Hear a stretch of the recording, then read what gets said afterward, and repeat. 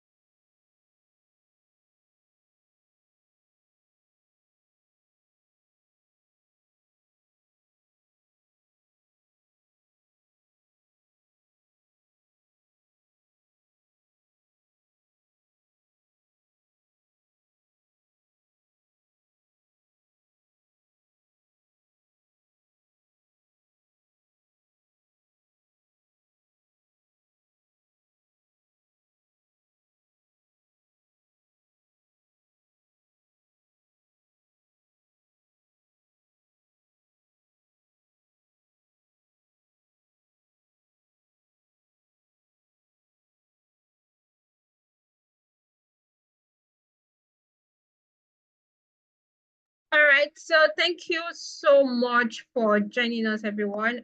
Once again, we are happy and excited to have you with us this morning.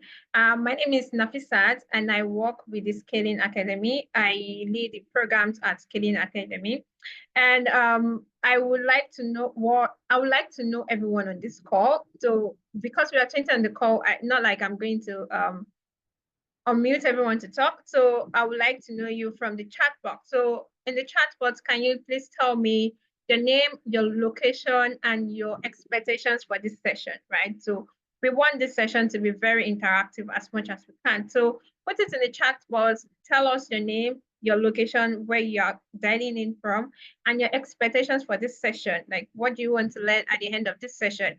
And sessions, I want you to know that sessions like these are also like an opportunity for you to learn and connect with people. So you can drop your LinkedIn link to connect with people. If you want to, you can drop your location and connect with people on the same location with you. Sorry, if you cannot hear me, please, I would advise you put off your video if you are not in a good sitting condition, please. Put your put off your video rather if you are not in a good sitting condition. Thank you. If you cannot hear me, kindly try to drop off from the call and join back. So we only have Akwa Emmanuel Sunday, who is from Kaduna. So I would like to know everybody on this call. Can you please introduce yourself in the chat box? I'm also going to go ahead. Hi, Clincy. Nice to meet you.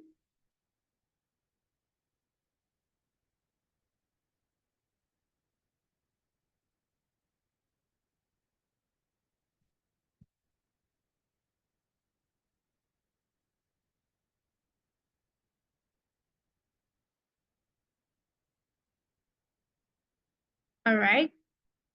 Nice to meet you, Festus.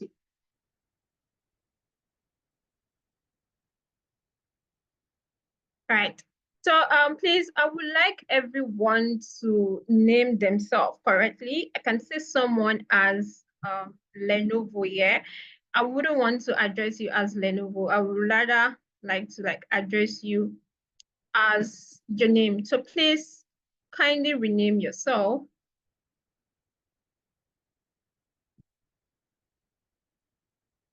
All right. So thank you so much for the introduction.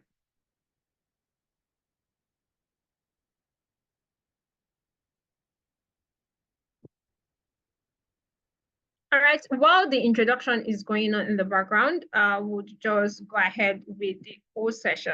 Like I mentioned, my name is Nafisat and I lead the academy at Scaling. Scaling is an edutech and recruitment company that connects sales talent to founders or companies that want to increase their sales value, right?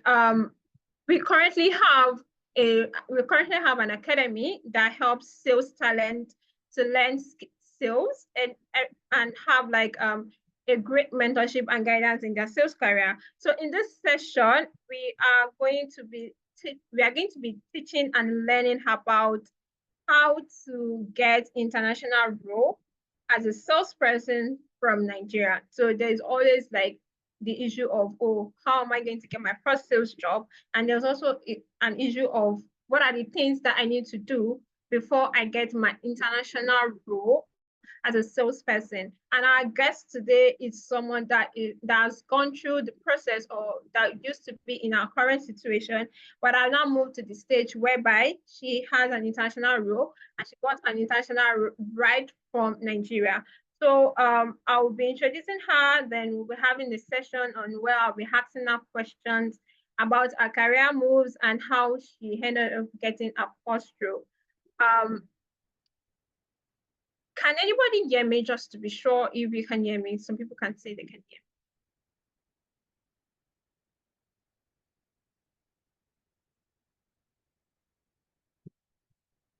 me. Okay, thank you.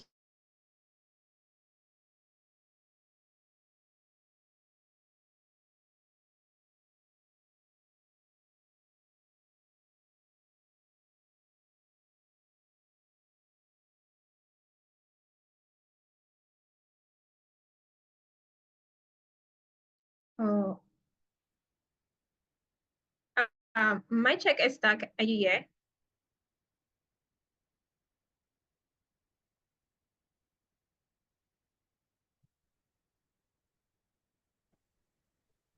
Yes, I can.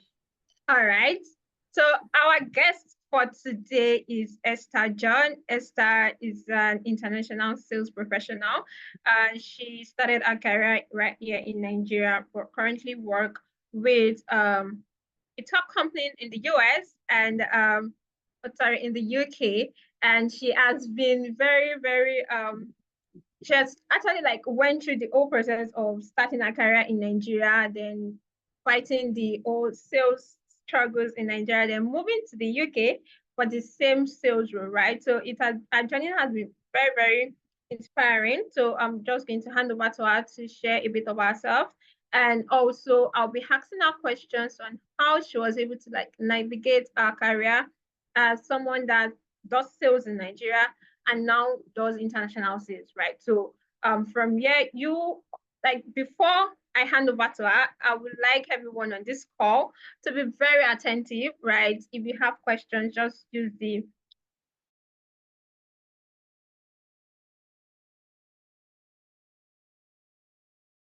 ask your questions. And ideally, if you want to attend sessions like this, you would probably require to pay, or if you want to have a session with Esther, she's going to charge you. But we are bringing Esther to this session for free. So I would really appreciate if everyone on this call can maximize this opportunity of taking maximum attention while on this call. Thank you. So over to you, Esther. How are you doing this morning?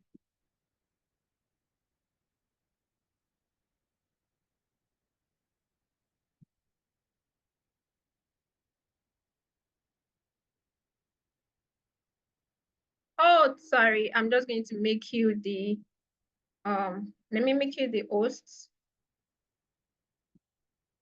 You can talk now. Okay, all right, thank you. Hi, Nafisa, thank you for having me. I'm doing very well this morning, thank you. All right, thanks for taking out of your busy schedule to join us this morning. We are very honored. Right. So I'll just start with getting to know you. Can you please walk us through your career journey from your entry-level roles to your current position? How did you move and what are the companies that you've worked with? Sure, I just wanted to if you don't mind, perhaps just share my screen just to maybe show the quick journey so far. All right, that's great. Okay, I will let me know. Yeah, I think I do have access to doing that. Please, just to confirm that you can see, or is my head blocking that? Yes, I think your head is blocking one of the Oh companies. my God. Okay. I will try again and please bear with me. Okay, I will just do that this way. Uh, okay. Is it better now? Still coming up. Okay. All right, before it comes up, so I'd say that non-sales background, and I guess we skip our fun fact side of things. I'll say my career started in radio, so I used to be an on-air personality at Cool FM. So that's my own fun fact. And then I then decided that radio doesn't pay, so I wanted to chase the money. So I headed over to do my master's, and I officially started my career. I wanted to can I confirm if you can see the slide now? No, not at all. Better? Yes, yes, yes, yes, much better. Great, great.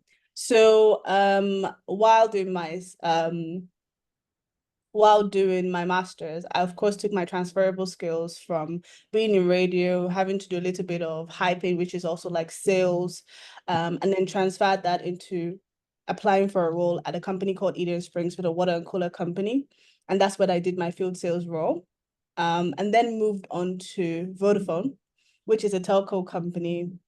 Started off in retail in the store, and then moved on to account management, working with banks like Barclays Bank, managing accounts for the Hungarian embassy. And COVID happened and life happened. We went back to reality, came back home. But I still was able to secure a business development role at Clasher. And then came back to working and then moved on to scaling. I'm a scaling baby. So moved on to scaling as a sales rep and moved up, had the privilege of learning under the CEO, Mr. Ore, and it really just sets metamorphosed my career, if I would say, because from there, I got to work with different companies, had got to improve my sales skills, especially around being more of a consultant as well, building that consulting skill and like really setting the standard for me to then explore international roles. And that's the next thing I did. So I started working from Nigeria, started working for a company called Skillhat, which is a training company that helps people transition into roles in tech, but of course, when it comes to project management and business analysis, all from Nigeria. And then I decided, oh, I like that foreign exchange side of things, and applied for a role by LinkedIn. And I was able to then start working for Triller, which is a company in the US. They are the one trying to take over TikTok, I'll say. They're a social media platform, but majorly popular in the US, but they were expanding to the Nigerian market. So predominantly when I joined, I was really just managing the Nigerian market. I was handling sales and partnership. And then I grew to then being a sales and partnership manager. So I then was managing the Nigerian and the UK market as well. And that got me to move back to the UK and then move to my now current role, which is handling partner operations at Too Good To Go, which is a food waste management app in the UK, but also present in 11 countries in the world as well. It seems you have a lot. And one interesting thing about your career trajectory so far is the fact that all these roles has been in sales, but different titles, right? So it has been in account executive, it can be in partnerships, and that is one of the things that we want everybody on this call to understand that there are roles out there that involve sales, but do not directly speak at sales. So at this session, we are going to learn about the different roles and how you can also like tailor your CVs to get into this role. Thank you very much for that, Esther. I'm just going to move on to the next question. So, what were some of the major challenges that you faced when you are trying to like secure this international role and also selling to international markets, and how did you overcome them? Considering the fact that you're in Nigerian, you spent most of your years in Nigerian, and are selling to majorly white people, the cultural difference, like how did you manage that?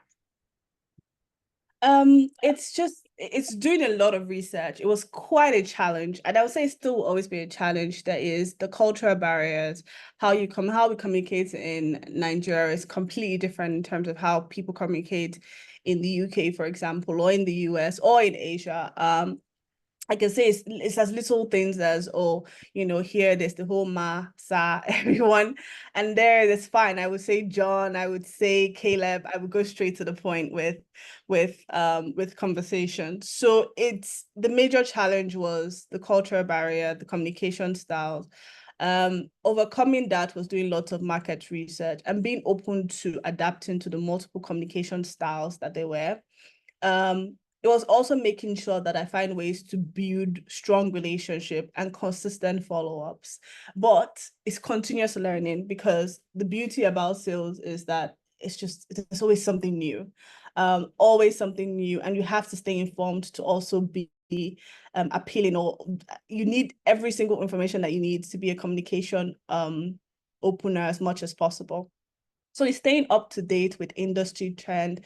So I would say that what used to work as simple as 6 months ago might not even work right now, because I mean, there are some certain things that AI has opened people's mind to as well.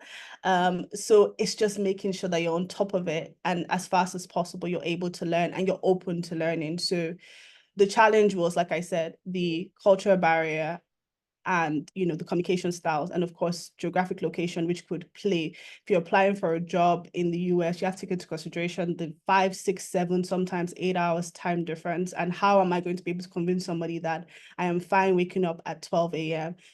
I mean, I literally made a joke in one of my interviews one time, and I said, with the money that you want to pay me, I'm awake, even if it's by 1 a.m., but yeah, so it's making them feel confident enough that you'll be able to handle that as well. So that pretty much was some of the challenges that I faced and how I was able to overcome them.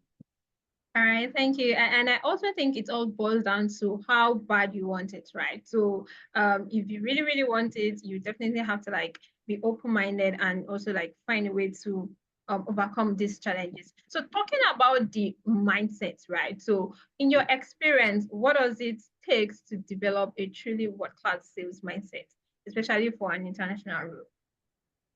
I'll say it's lead with a customer-centric mindset. We say a lot in Nigeria, customer is always right. It's almost a broken record. We hate it most of the time, especially when we're the one serving the customer and not the customer. But it literally applies if you process it. I look at it this way. Having a customer-centric approach would mean, even how I interact with internal stakeholders. If I working in sales or sales tech, you would have the opportunity to liaise a lot with the product team. I would speak to them from a customer point of view without trying to downgrade the work that they've done, but I'm coming to them with facts. It's the same way that it's also that thing where you say treat people how you want to be treated. So I always look at my interaction with the customer, no matter how annoyed I am with the way they approach me, with if I was in their shoes, how would I want someone to address me in this moment? And like I said, you can apply that to internal and external stakeholders with how you interact with your peers or how you interact with your manager as well. It's also resilience because there will come lots of rejections, especially if you work in the startup space, because you're about to speak to somebody about a product that they have no idea exists. You haven't probably validated it. It's probably relatively new. So it's a lot because one, it's going to be a lot to even secure the call. And then the fact that you might most likely get rejections because people don't even want to hear what you have to say. So is changing your mindset to say, okay, these rejections are here to motivate me and not to bring me down. And then another thing is you're going to be working with founders who are very passionate about their work. So sometimes most of things you say will go from one ear out to the other. So it's like, you're not doing your job. You don't know what you're doing. I'm not seeing numbers. I'm not seeing money. So it's trying to take that as motivation instead and say, okay, we're getting lots of news. This is not about me. This founder is looking for money to pay my salary, right? Mhm. But how can I turn this information or rejections into understanding why I'm getting this multiple rejections? Pass this feedback back to your product team if you're working in a product related organization, or pass this back to management or my manager and see how we can improve whatever the pitch or the offering is, to avoid this news as much as possible. And then back to, I always emphasize on this continuous learning, especially in the days of now. I say everyone has a smartphone, you have access to the internet. Continuous learning, always be open to learning something new because there is something new every day, and being able to adapt very quickly and being open to adaptation as well. Forget what you know, especially when you're trying to apply for a sales role. How it's done here is not how it's done in the US. How it's done in the US is not how it's done in the UK. So if you've done your research, if you've made an effort to learn, then you'll be able to adapt quickly and be open to that. It's not unfortunately with international roles, it's not a one size fits all kind of situation. I agree with you. And also, like talking about research, talking about how things work, right? Can you give us example on how you've been able to like an example of a technique or a strategy that you used particularly to cultivate this mindset? Um, yes. So I can mention a few. So one of the first things is building strong relationships. I'm always open to talking to salespeople from other parts of the world or in another industry.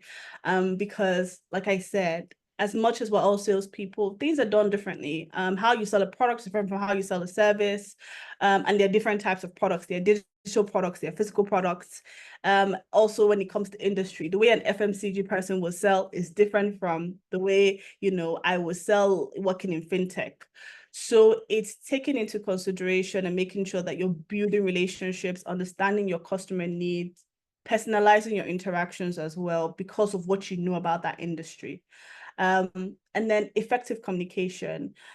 Maintaining clarity and concise communication is super important, especially because most of the time, like I said, I always say that people's attention span are reducing every day. So you've got to go straight to the point and you've got to hit the nail on the head. But you can't do that if you haven't done your research about the company, or if you haven't done your research about who you're speaking to in general. So it might just be an individual, you know, in order for you to be able to ask specific questions or communicate properly, you just have to be equipped with information before you approach them. Leveraging technology. I tell you, please take advantage of technology as much as possible.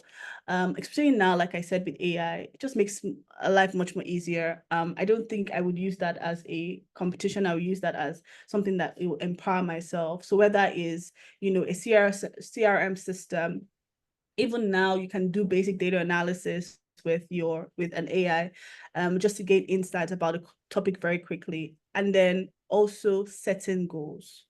There is a rule, it's called the SMART rule. So he said you set specific, measurable, achievable, relevant, and time-bound goals. So don't say, oh, my target is 100 businesses by the end of the quarter. Okay, you need to then put it back to, what do I need to do to get there? How am I going to break this down? How is this going to impact the company as well? So is in order for you so that every week, because there are some weeks will not be good. Like this week can be bad, next week will be good. So that when you have the bad week, it makes up for, and then you have the good week, it makes up for the bad week, because you've set your goals in bits. So if you're telling yourself that, okay, at the end of this week, I want to have 20 businesses. Okay, so in order for me to do that, I probably need to have 2 or 3 per day. Okay, some days you might not be able to get 2 or 3, you might get 1, but then there's a day you might just make up and get all 5. But because you have an achievable goal and okay, the goal is at the end of this week, I'm sure getting 20 people. So it's just making sure that you apply the SMART rule as much as possible, which is specific, measurable, achievable, relevant, and time-bound goals. I mean, those are some of the strategies that I've applied so far, and it's helped me. Okay, thank you so much for that. And like you mentioned, it is very, very, very important for a salesperson to be very resilient, right? So you have to try again, and you also need to be consistent, because you have to put yourself in people's face that, oh, I really need you to get this thing. But thank you so much. For everyone on this call, if you have questions that you want to ask extra, please you can just put it in the chat box or just raise your hand. I'm going to unmute you to ask your question. But if you don't, it's fine. But would appreciate that you ask extra questions. So I'm just going to move on to my next question. And this question is going to be around cross-cultural sales techniques, right? So, and experience. So when you are selling to international buyers, right, what are the key things that you put into consideration? I mean, when I mean key things, I mean like cross-cultural considerations, like what are the key things that you put into consideration to when you're selling to customers? And also for sales professionals, what are the things that they need to put into consideration for cross cultural selling? Yes, thank you. Putting into consideration, once again, it goes back to cultural norms and their values. And like I mentioned earlier, adapting to their communication style, building relationships, and most importantly is being aware of the market. So how things are done in Japan is definitely different from how things are done in the US or in the UK. I can even tell you that in the UK, how things are done in London are completely different from how things are done in Manchester or in Ireland and the likes. So it's doing, once again, I feel like I say this like a broken record, but it's the truth. Research will help you. And it doesn't have to be time consuming. When I mean research, just a quick Google search and just asking Google that question is, how is the water business in Ireland? Something as simple as that. It doesn't have to be so complicated. And like I said, thanks to AI, now as you think it, you can just write it that way, and it pretty much makes sense of what you're about to say. But most importantly is showing that you respect their values and you took that into consideration when you're having interaction. Those little things could really go a long way in building trust, which is the foundation for any interaction, and also hopefully closing a business. It's also making sure that you're sensitive to the cultural differences that you have, which is why I say, like, for example, in Nigeria, an older person that you have an interaction with could literally go off on you simply because you called them by their name. Meanwhile, in the UK, they're like, I'm not a sir, why are you calling me a sir? My name is John, just tell me John. And something like that could piss them off. You might think you're showing respect. They just feel like, what are you doing? So it's taking into consideration, like I said, just reiterating, is the cultural values, adapting your communication style, making sure that you're building personal relationships, especially when it comes to sales. I know that we have targets, but don't just aim to just close immediately. Especially you're in sales as well, your network is your network. So you want to build personal relationships and also be aware of their local business practices.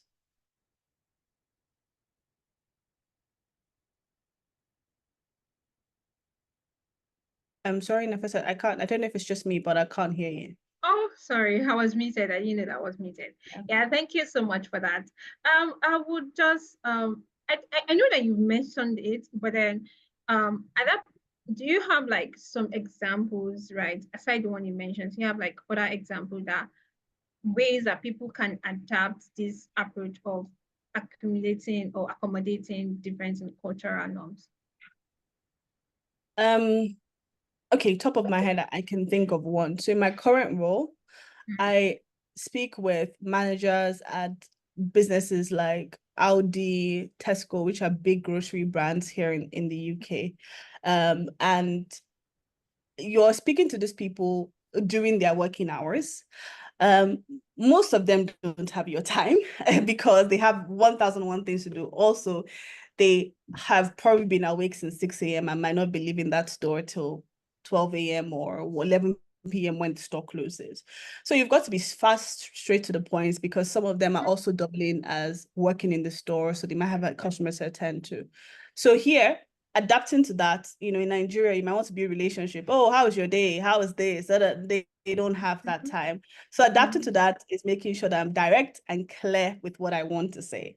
Meanwhile, in Nigeria, or I'll say specifically in Nigeria, I wouldn't want to say Africa. In Nigeria, they might want you to build a relationship. Oh, how is family? Oh, how is this? Oh, I noticed that they want that whole what's the word? I don't want to use the word fantasizing, but they want you to, they don't want you to go straight to the Familiarity. just cares about my money. You and I know that it's your money I care about.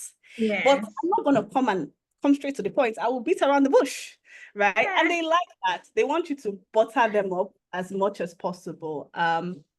So yeah, that was that I say that's pretty much the two ways in which you can adapt it. Meanwhile, in the US, in the UK here, they don't need you to butter up. Just go straight to the point and tell us what you want, and they appreciate it that way. So yeah, that would be my Right. example. Yeah. Yes, the Nigerian culture like celebrate familiarity, and you want to like, okay, let's get to know you. We could have a coffee chat or go to the bar to drink, and eventually close the deal over a drink rather than Yeah, in the office or over the meeting, right? So, exactly, and exactly. which is totally different from the UK, the US, right? You go straight to the point, and yes, and I hope that everybody on this call, you're learning one or two things on how to go about this same process, right? This last few questions is just is going to be about getting the job, right? So we've talked about um, what you need to do. So when it comes to the job, I said an interview.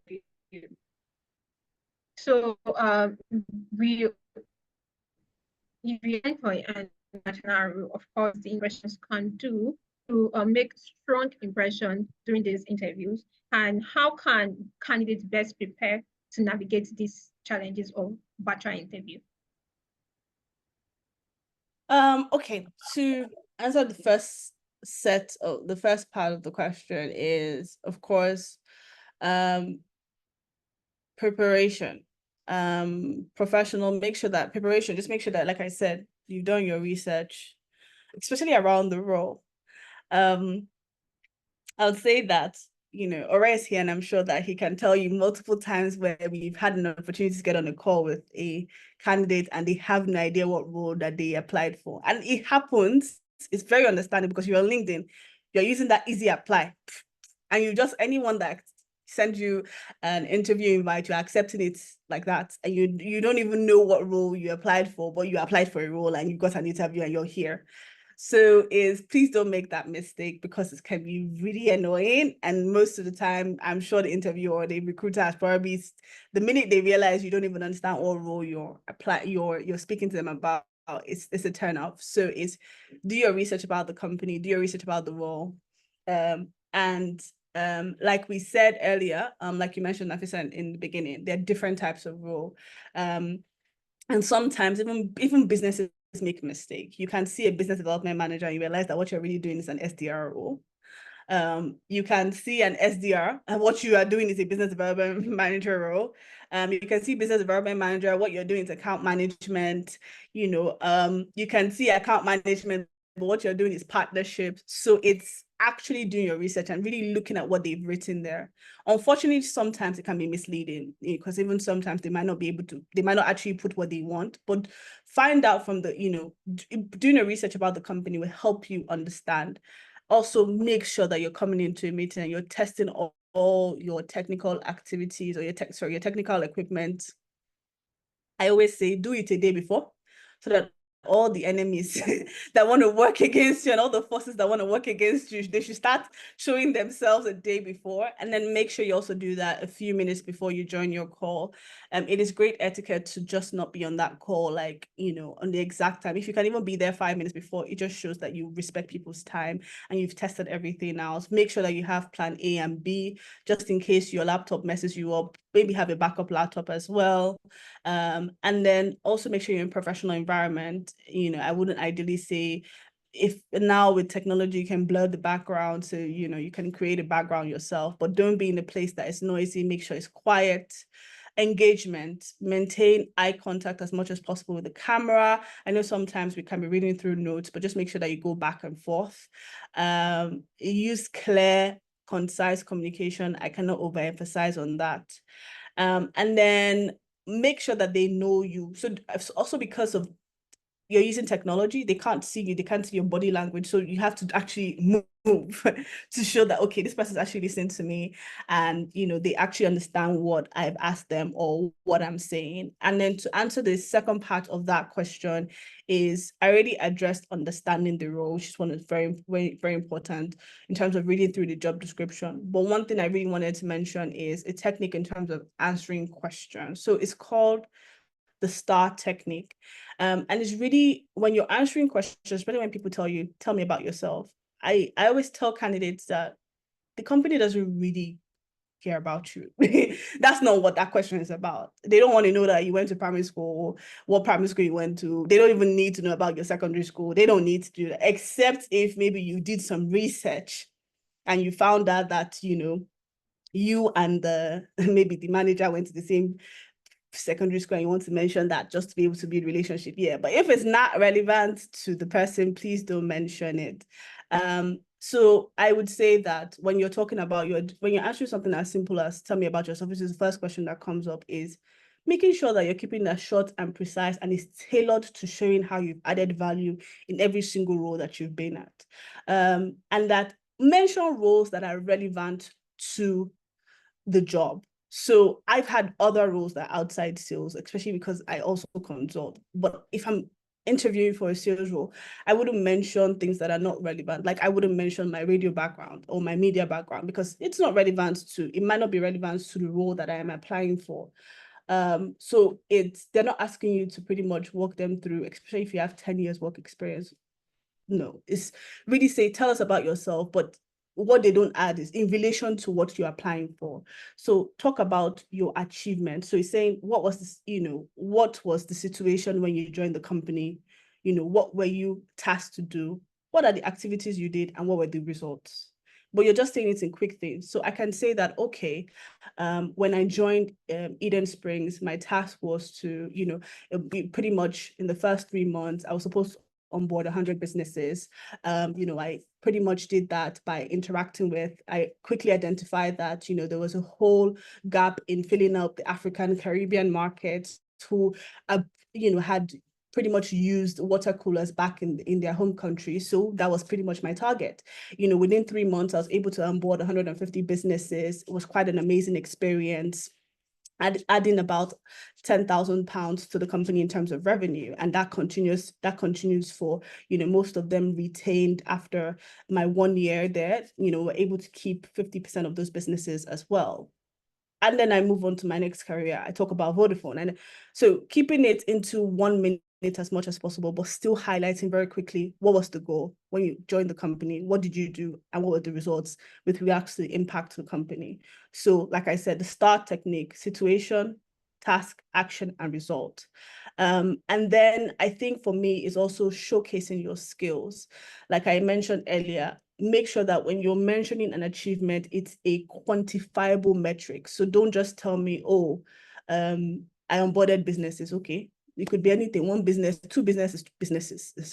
You should say how many. You should be able to say what is the impact of that, and whether it's in money or it's in company growth or expansion or something. Even if you're not in a sales, maybe you're in a partnership role, and then also make sure that you do some follow-up, because like they're of course interviewing multiple people. So a simple, nice, personalized thank you email after that could also, one, help you reiterate your interest or any information that you might have missed in a very subtle way, but also help leave an impression or help them remember you.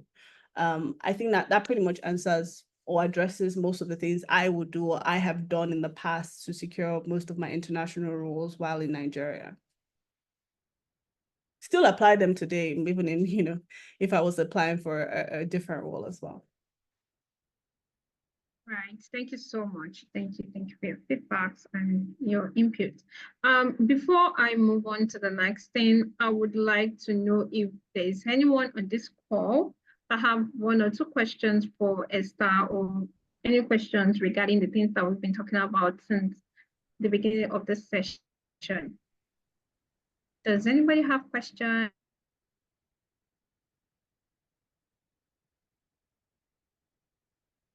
All right. Okay. Let's hear from Edgar itself. Hi, Edgar. You can unmute yourself to ask your question.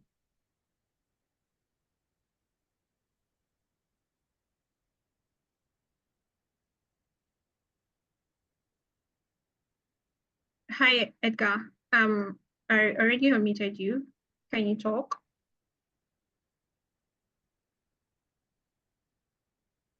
Can you hear Edgar?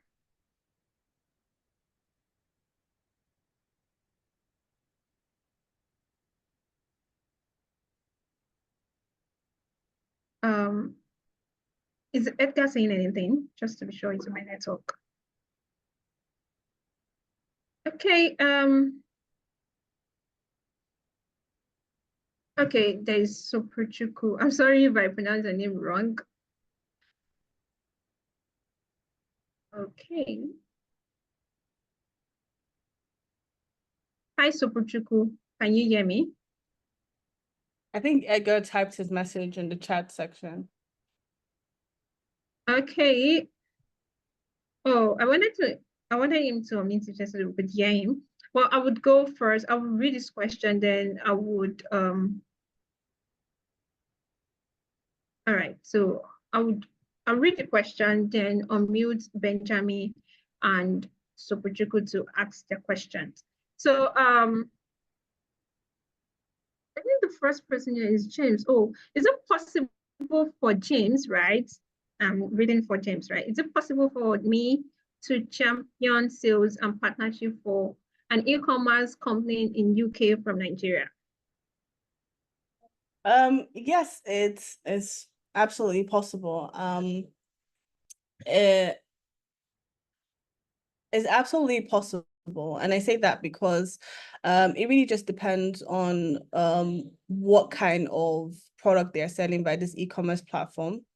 and what interactions. So I'm guessing that, okay, if they're selling, if it's something as simple as maybe they're selling t-shirts or there's something, so I'm guessing it would just you wouldn't really be doing any sales. You would most likely just be doing a lot of customer service activity. But then if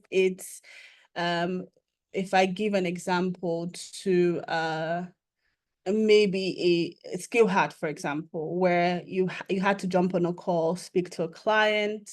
That wasn't in the UK, that was in the US, which was a lot harder. That was in Canada, sorry, which was a lot harder because of the time difference. But it's yes. The answer is yes, you can do it. But it comes back to understanding what the market is, how you communicate, what the product is, what the time difference is as well, and making sure you're not making little mistakes, especially if the company is saying, oh, we don't want people to know that you're in Nigeria. We want them to think you're in the UK, and then sometimes the UK time difference will change. Or if, in my cases, we want them to think that you're in Canada. So it's making sure that you're not making those tiny mistakes that could build distrust very quickly. And like I said, understanding how they communicate in the market.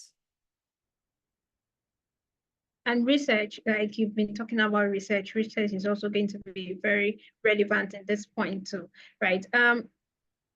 James is still raising his hand. Do you have other question, James? I would like to unmute you before I ask the next question. James, Yes. can you unmute yourself? Yeah, can you hear me? Yes, we can hear you. Okay, so thank you so much for that one, Esther. So the question I was asking is with context to when I mean championing sales, more like for e-commerce, most especially when you're running a marketplace, you need to be able to like build partnership into sales.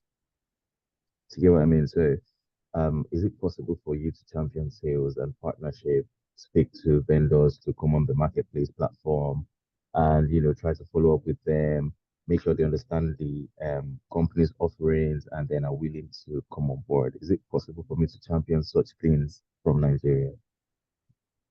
Absolutely. I say that because a lot of businesses use salespeople in other countries. So for example, at some point, even at Too Good To Go, expanding into Australia, we had to use the UK team to be able to onboard, and Australia and the UK has like a major time difference as well. So it's making sure that before as long as the company has set the process, made that very clear, and made the onboarding process seamless, it's absolutely easy to reach out to businesses. So I've had to do that, like I said, at Too Good To Go, but also have had to do that when working at Clasher, because for us, we were trying to onboard international businesses in Asia, the UK, and the US, mostly those three markets. And get them in the Clasher marketplace, so that they could use Clasher to get payment. So it meant jumping on calls, speaking to them, making sure that the email that was sent to them was quite straightforward in terms of what the process would be, emphasizing that process would take them 5 or 10 minutes to onboard, but also re-emphasizing what the offering is and what the value would be. However,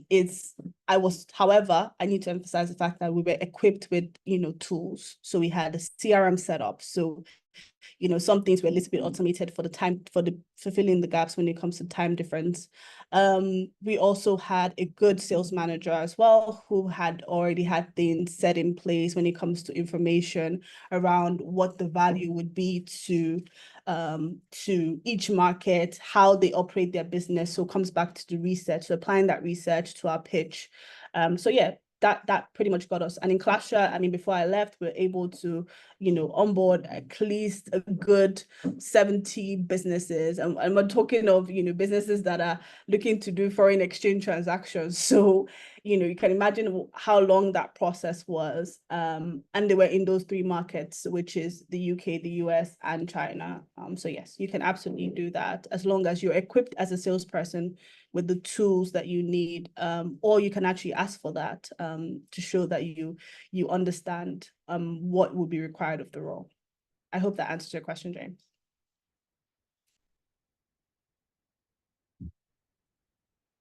All right, I guess next question.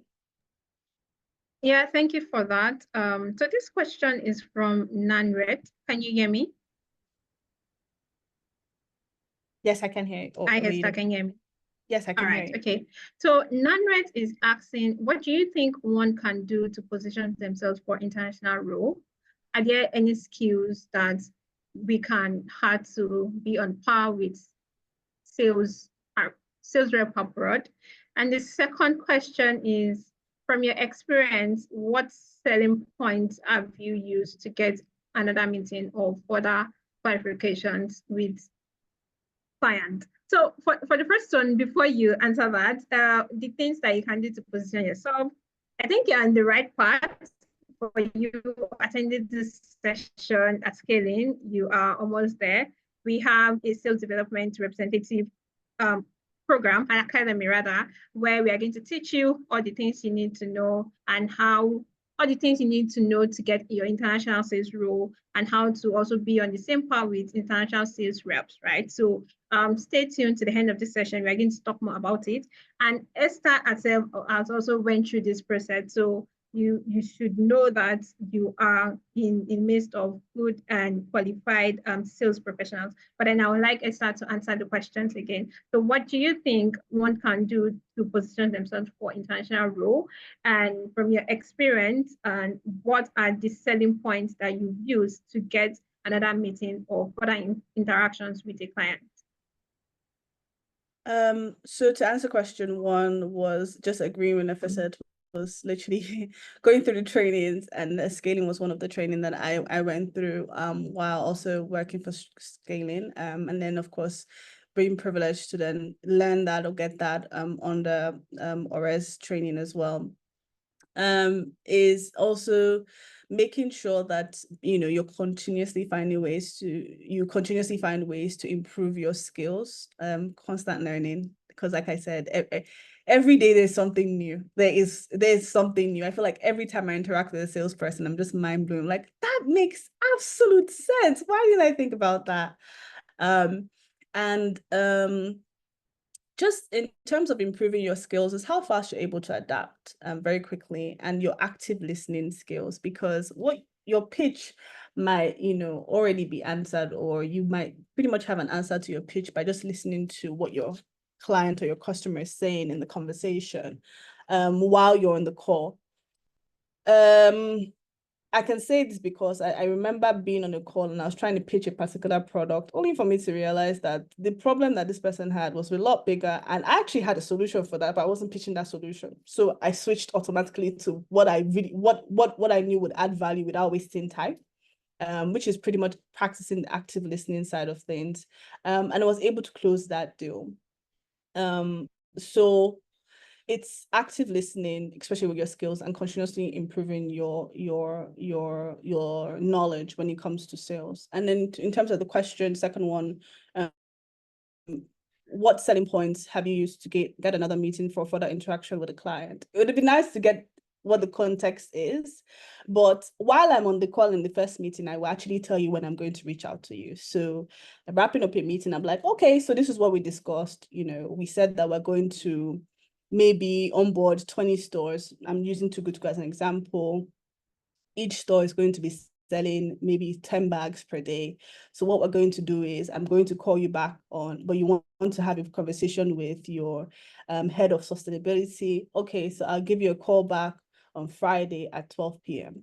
Best believe that before Friday at 12 p.m., I probably would have sent a message and let them know, oh, we're going to have a call. And I'm just reminding you that I'm going to be giving you a call, or I will actually call them, but I'll make sure that it's actually Friday at 12 p.m.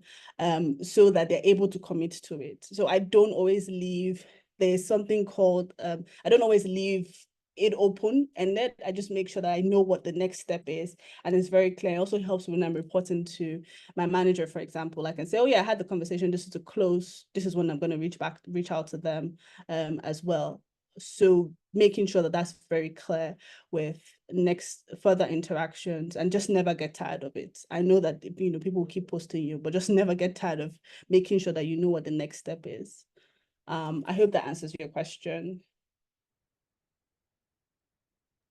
Yeah, it should have. Right. So I'm going to unmute Soprichuku. I'm sorry if I mispronounce your name. Pardon me, but you can unmute yourself. I think I'd rather call you Amadi. You can unmute yourself, Amadi.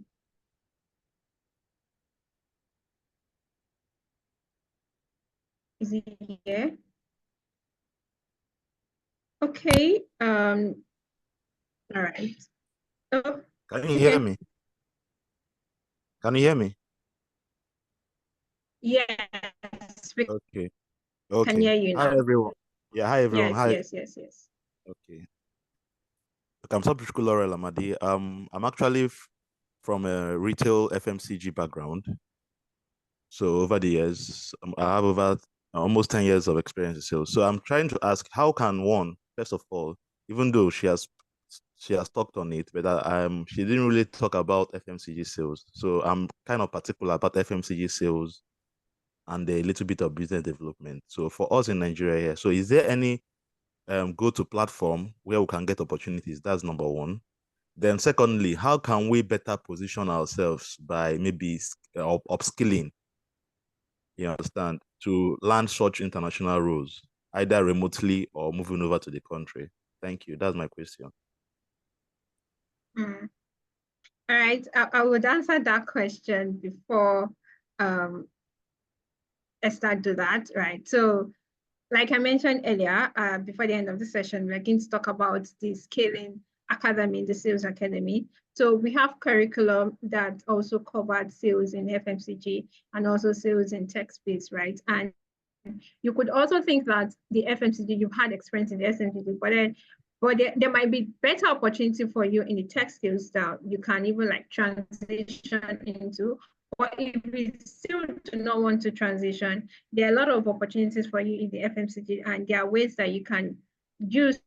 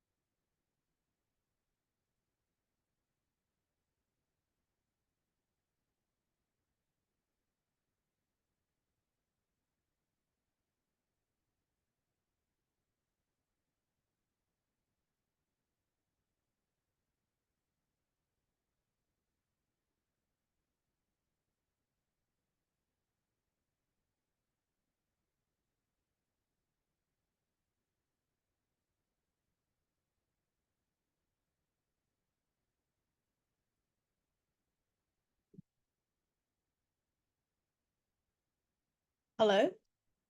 Saprocha, can you hear me? Just to confirm that you can still hear me. Can anyone hear me?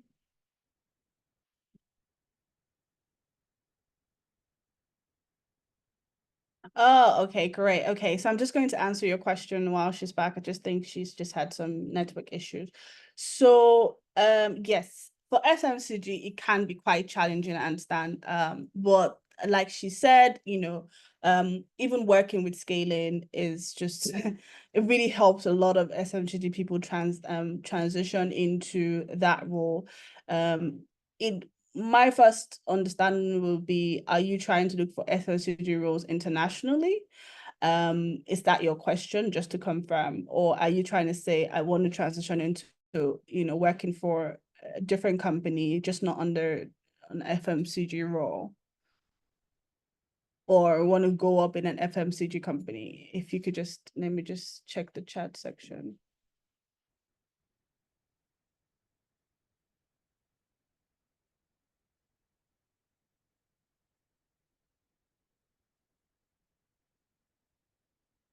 Okay, I can't Soporochuk, I don't know if you can if you are still here, but oh yeah, for yes, FMCG international roles. Okay, so the thing is, FMCG international roles, because your FMCG roles are mostly field sales roles, they can be quite challenging because then you have to be in the country.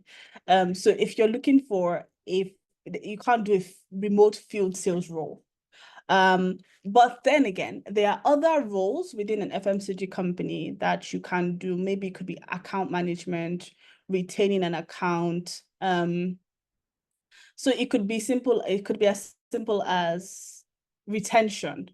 So in terms of how you can apply your current FMCG experience and wanting to move, if you're trying to move abroad, then that's a different conversation entirely. But how you can tailor that is just really showing what kind of network you have. It comes back to your network is your net worth. So what kind of network do you have? What's the value of that network? If possible, I'm open to transition into a customer service and tech role. Yes. So pretty much saying how you've been able to manage. So you, of course, would rework how you present yourself, and pretty much saying how you're able to manage your businesses and manage your conversations. At the same time is also making sure, sorry, I was a bit distracted, making sure that when you say it, you're able to find out what value that is. So I can give an example. If you're trying to transition into a tech sales role in the UK or in my company, for example, at Too Good To Go, for example, you would have to be explaining to us how you're able to handle customer relationship from a store side, right? Which is what you most likely would deal with in the FMCG space, but also a customer who is unhappy because now, we have an app in which the customers have to buy the food. And then we have stores that we also have to keep happy because we need them to continuously sell the food on Too Good To Go. So it's saying, okay, how am I able to keep both parties happy? How can I pretty much do this without straining the relationship? We need that customer to stay on board and buy something else or stay on Too Good To Go, but we also need our partners to supply. So it's saying how you've done that in your current role in the FMCG role and how you can apply that on tech sales while you're doing this virtually. And what other example can I give you? Yes, so it's just rewording how you would normally present yourself, but reword that to apply it to, imagine yourself on a virtual role because you're working remotely from Nigeria, for example, and you're about to onboard customers or onboard a new store for them and keep that store happy. So is how am I going to be able to show those achievable numbers? Some of the things that you most likely would have had an opportunity to do is increase supply in a particular store. How were you able to do that? What techniques did you apply to increase that supply? What was the value in Naira? If you're speaking to a company in the US, don't tell them what it is in Naira, change it to dollars, and add a few zeros if you can, but one that they can they can verify as well. So yeah, so always tie back to revenue and how you are able to even do this. You say, oh, okay, I've had an interaction with an out-of-state client while I live in this state. So things like that could potentially help. Let me see. I hope that answers your question, Soporochukwu. And there is another question that was from Edgar. I just don't want us to miss that. Was, you said, what strategies can one employ to expand his or her professional network on a global scale? Oh, lots of webinars. There are webinars, there are virtual events, there are even local events that happen in your spaces that also have international people. There are Telegram communities that have these interactions. So yeah, is making sure that when you're reading your local news, like the tech cabals or your tech points, look into other platforms and also understand what's happening in those markets. So yeah, a lot of networking, especially if you're looking into like a global company. Don't be surprised that a local Google staff has had an opportunity to interact with somebody in the US at some point, or in the UK, or in another country. So just make sure that there's no harm in networking within the country that you're in, especially if people work within those global companies. They can give you insights as much as possible. So yeah, you have to take out the time to interact with people. I personally would say it can be time consuming, but it's needed, because sometimes you don't want to talk to human beings. Yeah, but it's needed. Lots of networking, Telegram groups, webinars, join them, ask questions, make sure you're visible as much as possible. And let me see, there's another question that I'm missing. It's, do you have go-to platforms for opportunities? I know that we say this a lot. LinkedIn has always been my best friend. It has gotten me at least 3 of my roles. Even when I transitioned into also consulting, LinkedIn was my best friend. So LinkedIn, I'll still say, is still the go-to guy, especially for remote jobs from Nigeria. And then, there are other platforms. There's Remotely, but LinkedIn is my number one, I'll still say. Apart from the skills one has acquired by himself or herself to develop more better delivery in his or her sales role, what are the possibilities of the foreign organization giving an opportunity to upgrade through some higher learning and professional skills with certification? The possibility of that when you're applying for the role is very little, because initially, at first, business companies are not looking to invest in you in the moment. So you have to take out the time to invest in yourself, but once you're able to add value and show that you're of great value, they're usually more than happy to invest in you getting a certification. And sometimes it's usually part of the company benefits that you get, especially with international companies. But it's not always it's not always given to foreign workers. But some companies, especially with startups, are very open to things like that, but they wouldn't initially offer it to you immediately. They're not always open to you learning on the job. Maybe I'll say, let's put that on a 50% of the companies might be open to that, but not always. Or I would say 40% actually. So let me not get your hopes high. So which is why I always say that learn on your own and invest in learning on your own. And, apart from the opportunity that scaling offers to do that in an affordable, streamlined manner, you can also just do that as well. Beyond that, there's only so much learning can do, but it's also learning to understand. You can have the information, but just not know what to do with it. So it's also making sure that you take advantage of that. I think that is all the questions that I have by the chat section. Okay, if you have been hitting on network as a network, please, what strategies can you employ to expand his or her? Oh, I already answered that question, sorry. In your experience, what are the most common? In your experience, okay, Benjamin, I guess it's your question. Would you want to ask it, or do you want me to just read it from here? Because your hand is still up. Okay, I'm just going to read it. You said, in your experience, what are the most common misconceptions or stereotypes that Nigerian sales professionals face when seeking international roles, and how can they overcome them? As bad as it's also the fact that sometimes people don't think that we understand English. It's not just a Nigerian thing, it's an African thing. It's annoying, yeah, because people don't think we understand English, especially when it comes to sales roles. Which is why they will hire our developers and all of that, because they feel like, oh, they're not going to interact with customer facing. So for customer facing roles, most people just feel like you don't understand. Yeah, these people are just going to come and disgrace us. But overcoming that is, there are simple things you can do. On your LinkedIn profile, you can even just speak. You can add an audio to introduce yourself. Like I said, if you've done research about the culture, you'd be able to know how they interact with themselves. So you're not getting on a call and saying sir and ma when you are, addressing somebody in the UK, for example. Little things like, you see, this is what I was saying. This one doesn't even understand how we interact here. Those, like I said, startups are also very, very accommodating. So sometimes they don't mind. But watch videos on YouTube, follow, other sales professionals and see how they speak. So the biggest stereotype is just the fact that people just think having a foreigner do a customer-facing role it's not going to work. So it's left for you to actually prove them wrong when they actually give you the opportunity. So overcoming them is making sure you're prepared and you bring it home and you prove them wrong. Is making sure that you listen to understand, that you're not quick to answer. It's not how fast you answer, it's how well you answer the questions when you have these interviews. Before you secure the interviews, like I said, it's just making sure that for the market that you're targeting is that you are your resume is filled with quantifiable metrics and not just random things. We don't want to really know what the job description is. We want to know what you were supposed to do, what you did, and what was the impact on the company. Everything needs to come back to how you added value.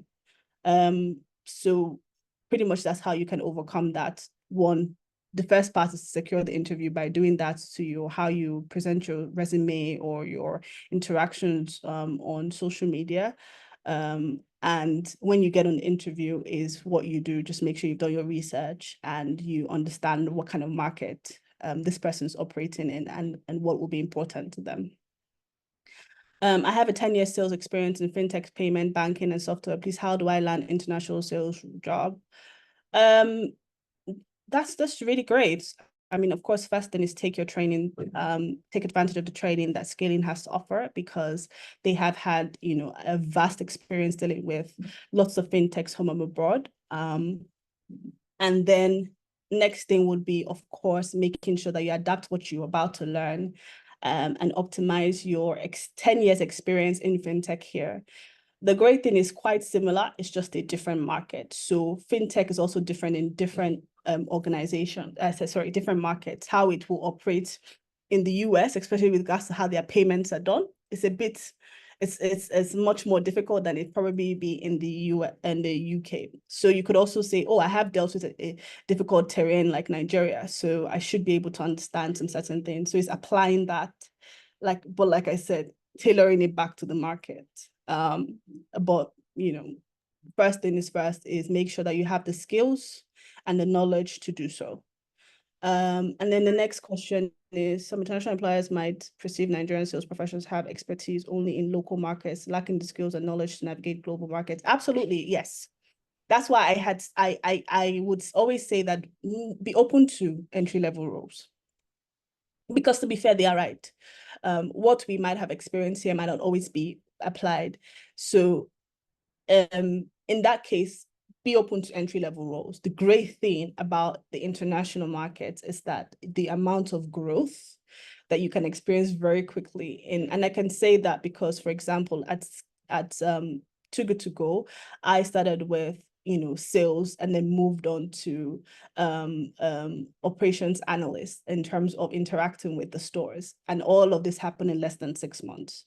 So I started off with sales, when I mean sales in terms of onboarding businesses, to now managing accounts. And we're talking managing accounts. If anyone knows Audi it's compared to like your Spar or your what brand would I use in Nigeria?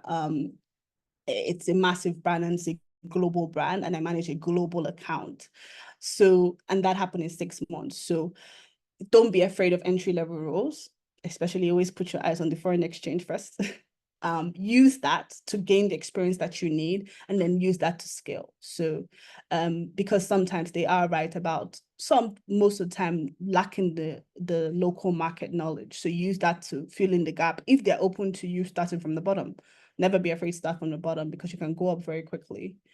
And the best way to convince them that you know what you're doing is by actually being inside the company. You can't convince them from outside the company. And then Fabian has his hand up. So if you can unmute yourself, please go ahead and ask your question.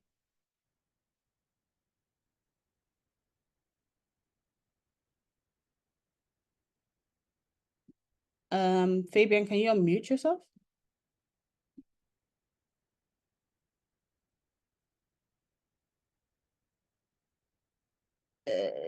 Perhaps maybe you want to type the question in the chat section.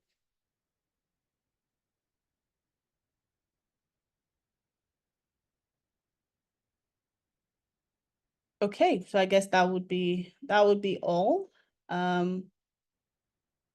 Chikalu says, oh, Fabian said he can't unmute himself. Let me see if I can help you with that.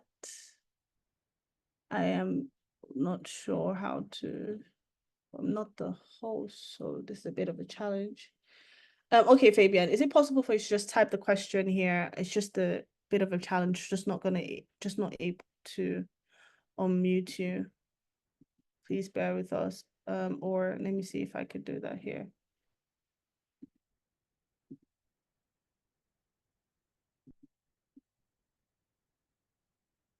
No, Fabian, just please, if you could just type the question, I'm happy to answer it. But I can answer, what advice would you advise us to relocate if we can? Well, I'm not an immigration expert, so I'm not in a position to advise if you should relocate if you can. But I would tell people reduce your expectations. Think about it, being in Nigeria, any new foreign exchange. At some point I was balling. And you're earning foreign exchange, spending in Naira. Being abroad, you're earning in foreign exchange, you're spending in foreign exchange. But of course, that is your personal decision to make. There are different circumstances that, surround people making this decision. So not being also the fact that I'm not an immigration expert, so I'm just not in a position to advise. I will leave you with what I have said to make your decision. That's how I will put it.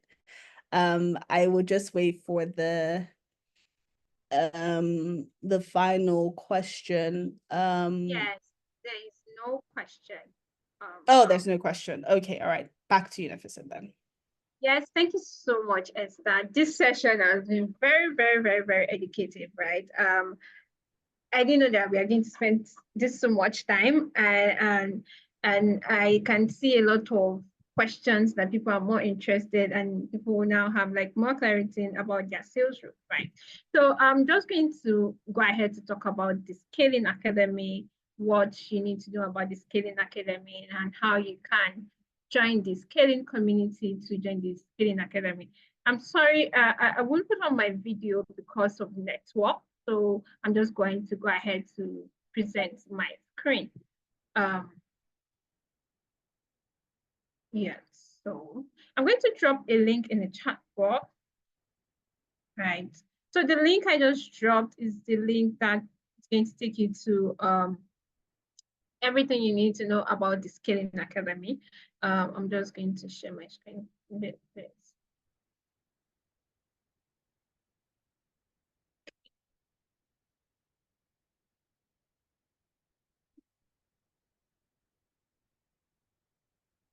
So before I start, right, most of the people on this call, some people you guys have interacted with scaling at some point, right? But now we are now coming to we're coming to a point whereby sessions like this, we will be hosting it weekly, where we are going to be teaching you the things that you need to like upgrade your sales role and also like increase your earning in sales, right? So in 2 weeks from now, we're going to have another session where we are going to teach you how to craft your resume to fit into the international role. Just like Esther mentioned, right?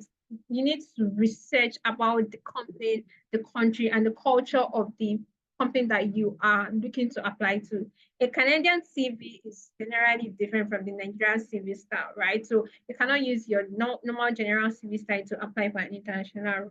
You need to align it. But then how do you do it? We're going to teach you how to do that in our next session, right? But you will go deeper into it when you join the Sales Academy, the Sales Development Professional Certificate course at Scaling. So this course is going to be for 3 weeks, right? So it's going to be 2 times in a week, right? On Wednesdays and Saturdays, right? We understand that you are working and you want to like balance your work with your upskilling, right? And the first thing is you're going to be learning from a structured and organized curriculum, right? So our curriculum, it is globally recognized, and you are going to be learning from the top professionals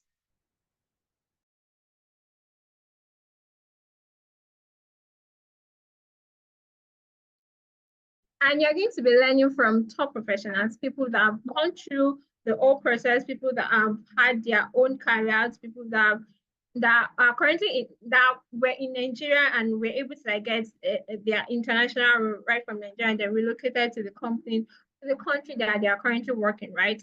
So this course or this academy, you're going to be learning from your tutors, and it's going to be like a structured learning program. Then after then, you would also be earning a certificate. So our certificate is globally recognized. When I mean globally recognized, is that if you apply for a job in the UK and you tell them that, oh, you earn a certificate from scaling, they can easily like come to us, send us email to verify, and definitely we're going to like send them a recommendation on your behalf to confirm that yes, you went through a training with us and yes, you were truly certified, right? It is not all sales academy that do that, but then we usually go extra mile for our students and people that enroll in our class. And also what the another thing that you are also going to learn, or another benefit that you're also going to gain when you join the scaling academy, is access to network, professional network, and recruitment network, right? So another harm of scaling is us helping companies to hire sales talent. So we have companies coming to us to hire our own student. Like, okay, we want to hire an international sales role. Who is the best person in your sales academy that you can recommend for us? And then you'll be the first person we are going to think of before we post it out on our platform that, oh, we are looking to hire, because we will put you in high priority because you're in our community. You're the first people that we're going to reach out to and prepare you for the interview, then match you with the job offer. So this you joining the community is going to give you access to this job opportunity. I think somebody on the call the other time asked that, how can you get access to this job opportunity? And the answer is just kidding. We'll give you, there will be tons of job opportunity that we'll put in our channels and you get access to it. And we'll also teach you how to apply to this job, the platform that you can use to apply for all these jobs. We're going to teach you all the techniques. And the class is going to start on the 6th of July, right? But because you are joining this session, or because you're on this session, that is why I put the link to this page on the chat box. Please ensure that you save the link and you go to the link and you sign up. Because if you sign up between now and the next 3 days, you are going to get a 10,000 naira discount. So rather than you paying 100,000, you'll be paying 90,000 naira. So after 3 days, it's going to go back to 100,000. So people that miss this session now, they are not going to benefit from the discount rate, right? So you should find yourself lucky for attending this session and also like getting this opportunity. And lastly, right, like I mentioned, the things that you're going to learn in why you should learn at scaling, right? The structured learning approach is going to be very interactive and it's going to be online, just like we're having interactive conversations here. There are going to be learning materials that is going to send to you. They're going to be onboarded in your learning environment. You're also not going to be learning alone, right? I've attended trainings whereby I was able to like connect with other people in the training, and I've done businesses, I've built relationships with the people I met in the community. And one thing about networking is that you don't know the next person that is going to give you your next opportunity. The person could be on this call right now, or the person could be somebody you meet in this session, and also it also gives you the access, the opportunity to network. Comparing to you going to learn how to be a sales professional on YouTube or Coursera. Coursera is just going to teach you, it's just going to give you videos that you should just watch. If you are confused and you want to ask questions, there's nobody to ask questions on Coursera. Or if you come to scaling, if your tutor is teaching and you don't understand, you can tell your tutor to go back and explain again. After the session, you can also go back to your tutor, ask tutor questions. You always have access to your tutors, right? So that is one of the major importance like of you learning in community rather than you watching videos, right? And like I mentioned, we're going to like do a deep dive in sales development. What are the key things you need to know? We're going to teach you how to revamp your LinkedIn profile. We are going to teach you how to prepare for interviews. We're going to teach you how to prepare for interview, how to also position yourself for global opportunities. What are the things that you should be posting on LinkedIn?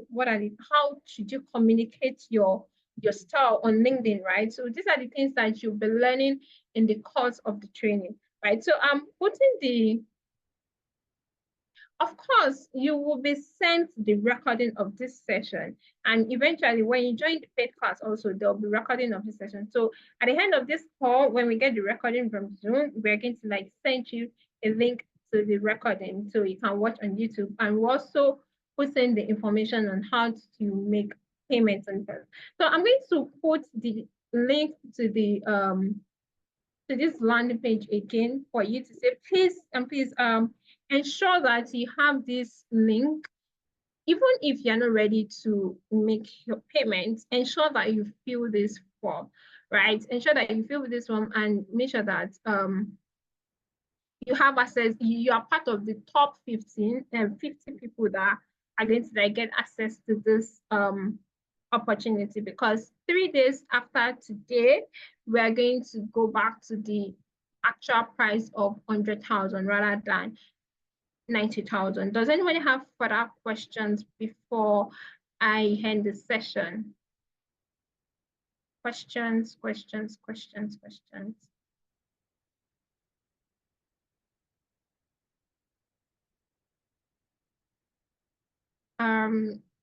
Okay. So I'm going to put the link in the chat box again for people that do not have, right? And I will also send it to everyone that attended this session. Thanks so much to everyone that attended this session. Considering the fact that today is a public holiday, you still took out of your tight schedule to join us this afternoon. And thank you so much, Esther, for sharing your knowledge and experience with us. Okay, I'm going to unmute Gertrude. I'm sorry if I pronounced your name wrong. No, it's fine. Get your name. Hi. It's been an amazing session. Quick one before you go. I was just going to ask Esther if she's, by the way, my name is Gertrude. I'm an SDR and I work with the FinTech. I'm also the co-founder of a community. And I wanted to ask Esther if she's open to having connecting on LinkedIn and, having conversations after this session. Yeah. Yes, I'm sure she is. Esther, are you? Let me try. Can you hear us, Esther? Yes, I can unmute myself now. Yes, absolutely. Please feel free to connect. All right. Okay, thank you. Since we do not have further questions, yes, you people can connect with Esther on LinkedIn. I think her LinkedIn account is Esther John. You definitely see our profile when it pops up, right? Thank you so much, everyone. We are so grateful and thank you for joining us. So expect emails from us regarding the recording of this session and also about the class, the upcoming sales class. And we would also be having sessions like this 2 weeks from now. And the session is going to be about you learning how to craft your CVs, right? So we'll put every information that you need to know in the email. Thank you so much and have a great day. Bye.